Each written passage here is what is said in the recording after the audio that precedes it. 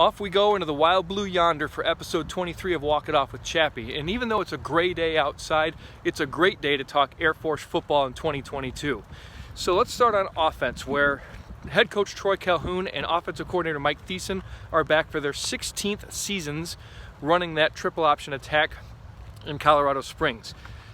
It all starts on the ground, and they average 328 yards per game. We know they can run the football. Do we expect the same in 2022?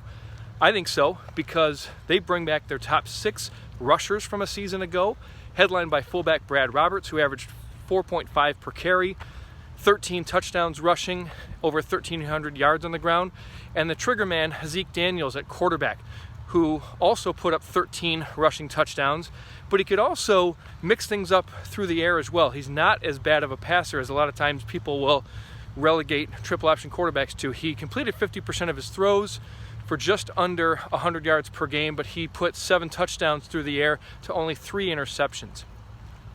Keep an eye out also for wingback DeAndre Hughes, who had 8.2 yards per carry running the football.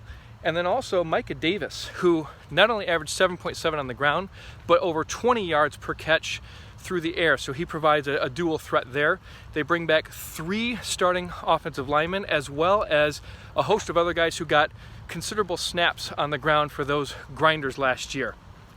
You switch over to the defensive side of the ball, and this is where there might be a little bit of concern, mainly because they lost stout defensive coordinator John Rudzinski.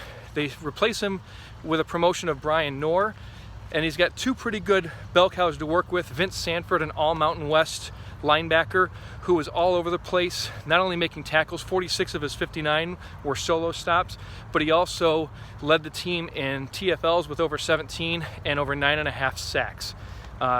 They have to recoup the losses of Trey Bugg and Corvin Taylor in the backfield, but I think that Trey Taylor is somebody who can steady that group in that secondary. You look at the schedule, and it's pretty favorable. The only Power 5 school that they have to play is Colorado, and they're coming to Falcon Stadium in week 2 or 3, I think. Beyond that, they've got Navy at home, they've got Army in Texas, so a Commander-in-Chief trophy is well within their reach, and I think that they do win it this year. They have to travel to Utah State and San Diego State at the end of the year, but they get mountain foes Boise State and Colorado State both at home in the second half of the season. So realistically, I think we're seeing a floor of 9-3 for Air Force, but a ceiling of, not kidding, 11-1 in the regular season, and possibly a spot in that Mountain West championship game. So a lot to look forward to, a lot to like about the Air Force Falcons in 2022. Let me know what you think. Let me know what you think about the program and all of our thoughts on Twitter and on Instagram at ChappyCFB. Also follow this YouTube channel. Thanks everybody. We'll talk to you soon.